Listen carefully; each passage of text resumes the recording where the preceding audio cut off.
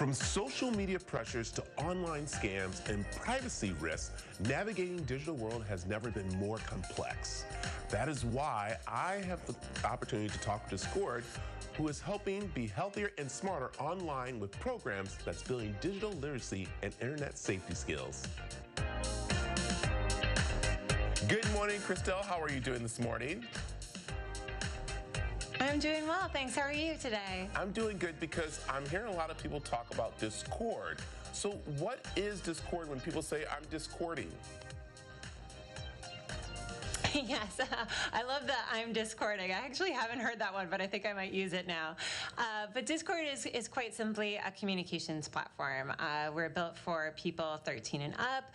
We have voice, video, and text that allow people to communicate with one another. But really, we like to think of ourselves as a digital living room, a space for friends to kind of talk, chill, hang out, bond over mutual interests. We're really popular with video gamers, so a lot of video game play happens, but we like to think of ourselves as a social layer of gaming as well.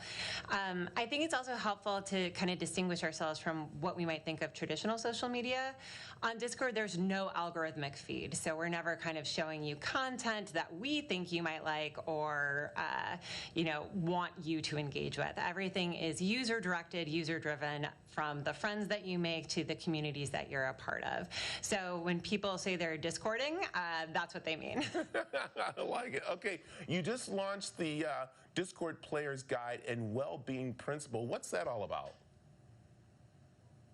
Yeah, so the Discord Player's Guide is really our investment in digital literacy. So you can kind of think of it as a library of resources that can help you gain digital literacy skills that will foster kind of your confidence in these spaces and also provide clarity. So we launched it earlier this week, and our first educational module is actually developed in partnership with Crisis Text Line and is all about communicating with empathy. I think importantly, we're going to be continuing to update this library. So it'll have the kind of latest volumes, the latest resources on everything from AI literacy to online friendships. Basically anything that we're seeing on the platform that we think could use a little boost or help people develop more skills will be in that player's guide. Now, the well-being and empowerment principles, that's really us kind of showcasing our internal thoughts, the internal kind of guiding principles that we at Discord use to think about user well-being as well as user mental health on the platform. And we wanted to publish this to be really transparent and give everybody kind of a peek under the curtain about how we show up in these spaces as a platform. So you talked about digital literacy and why people really need to have these kind of skills. Why is that? Yeah, it almost goes without saying, but we're spending so much time online, more so than ever before. So digital literacy skills have really moved from kind of oh, that would be nice to have, to what we believe we need to have. And again, we feel like we can play a role in this. We know that online friendships, online communities, they're incredibly important. They're incredibly important to our well-being, how we feel supported emotionally, how we show up in spaces, not just online, but also in the real world. So we're doing our best to kind of foster those digital literacy skills. Yeah. Well, how can someone evaluate if, it's the right platform for them to be on a digital, platform? Yeah, I mean, sometimes we think of that as complex, like how do I know? But really, and what I mean by that is it's your gut, right? So taking a pause, maybe exiting that space, and then really reflecting about how that space made you feel. Were you able to show up as your authentic self? Did you feel good? Do you feel like it contributes to your overall well-being? Were you able to make real, authentic connections?